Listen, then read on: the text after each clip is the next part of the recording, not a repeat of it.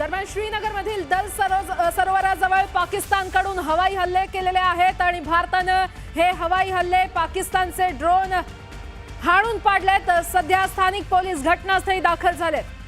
Drone हल्ले जेव्हा होतात तेव्हा ते हवेमध्येच फोडून टाकले जातात। ते फोडल्यानंतर ते खाली पडतात आणि मग त्याचे तुकडे ते जिवंत आहेत का, त्यात काही पुन्हा स्फोट होण्यासारखा आहे का ते बघण्याकरता पोलिसांना तिथे जावं लागतं। आणि या संदर्भात तिकडचा आढावा घेतलेला आहे, तिथल्या परिस्थितीचा आढावा घेतलाय आमचे प्रतिनिधी अमित पांडे यांनी।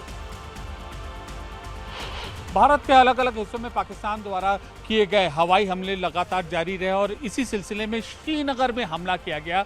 सुबह करीब 6 बजे के आसपास एकाएक श्रीनगर में जोरदार धमाके की आवाज़ सुनाई देती है, जिसके बाद कई इलाकों में मलबा बरामद होता है और वहां पर ये बाद में पता चलता है कि श्रीनगर के महत्वपूर्ण हिस्सों को टारगेट करने की कोशिश की जाती है, जिसमें अवंतीपुरा एयरबेस के पास का इलाका है, इसके अलावा श्रीनगर एयरपोर्ट के पास आसपास का इलाका है, इसके अलावा श्रीनगर की रिहायशी इलाके।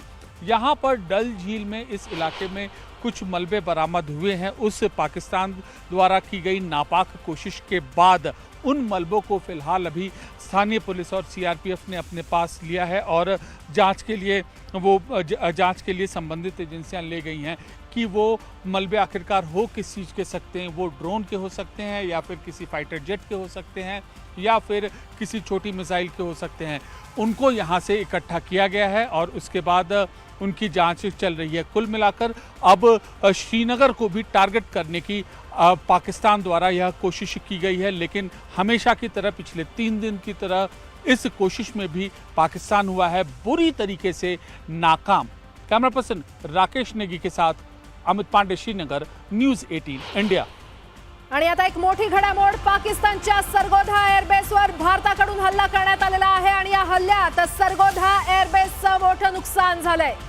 सरगोधा एअरबेसचं मोठं नुकसान। तुम्ही जर आमच्या एअरबेसला लक्ष केलं तर आम्ही 4 एअरबेस तुमचे उद्ध्वस्त करू, हेच उत्तर भारतानं पाकिस्तानला दिलंय। पाकिस्तानच्या सरगोधा एअरबेसचं नुकसान झालेलं आहे। भारतानं हल्ला केला आणि त्यांच्या सरगोधा एअरबेसला लक्ष्य केलेलं आहे। आधीच भारतानं खरं तर पाकिस्तानचे 6 एअरबेस उद्ध्वस्त करून लावले आणि त्यानंतर पाकिस्तानच्या या सरगोधा एअरबेसवर देखील भारताकडून हल्ला करण्यात आलेला आहे। काही दृश्य आपण पाहू शकतोय, हल्ल्यामध्ये सरगोधा एअरबेसचं मोठं नुकसान झालंय।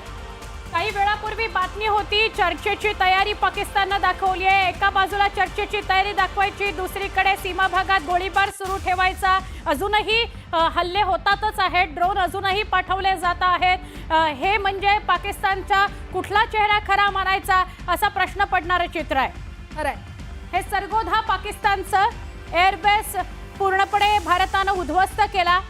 इथूनच हल्ले होतात, मिसाईल हल्ला असू दे किंवा ड्रोन हल्ला असू दे, तो अशा एअरबेसवरून केला जातो आणि अशा भारताच्या 26 एअरबेसना लक्ष्य करण्यात आलं पाकिस्तानकडून। ते हल्ले आपण परतवून लावले, कुठलंही नुकसान भारताचं झालं नाही, पण पाकिस्तानचं खूप मोठं नुकसान भारत करू शकलेलं आहे।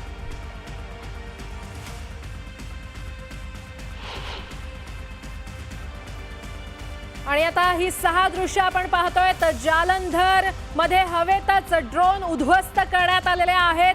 पाकिस्तानचे उधमपूर मध्ये देखील हल्ल्याचे प्रयत्न होते, ते देखील भारताकडून उधळून लावण्यात आले। त्यानंतर अमृतसर मध्ये नागरी वस्तीला लक्ष्य करण्यात आलं ड्रोनच्या माध्यमातून।